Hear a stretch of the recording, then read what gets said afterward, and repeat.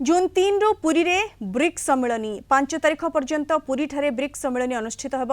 BRICS सम्मेलनी उद्घाटन समावेश रे जोगदेबे मुख्यमंत्री राजस्व मंत्री सुरेश पुजारी एने सूचना दैछंती। एही 3 दिनिया सम्मेलन रे ब्रिक्स राष्ट्र समूह सह विभिन्न राज्य प्रतिनिधि और विशेषज्ञ जोगदेबे। विपर्यय को सफलतार सह मुकाबिला करि आसिछि ओडिशा।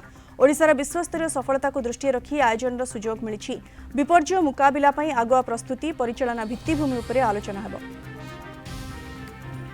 आसंता 3, 4, 5 जून ये 3 दिन धरी ओडिशार पुरी ठारे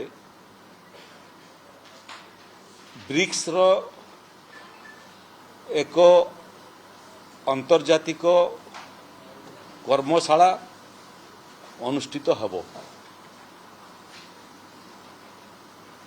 विपर्यय विपद ह्रास कार्यगोष्ठीर एटा द्वितीय वैषयिक बैठक।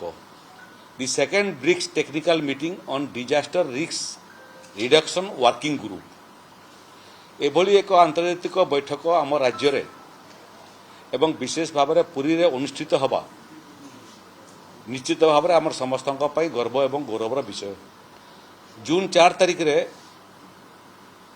यार उद्घाटनी समावेश रे माननीय ओडिशार मुख्यमंत्री श्रीयुक्त मोहन चरण माझी मुख्य अतिथि भाव में जोगदेबे। ब्रिक्स राष्ट्र समूह सह भारतर विभिन्न राज्यर प्रतिनिधि एवं विशेषज्ञ माने मध्य ये 3 दिनिया बैठक रे जोग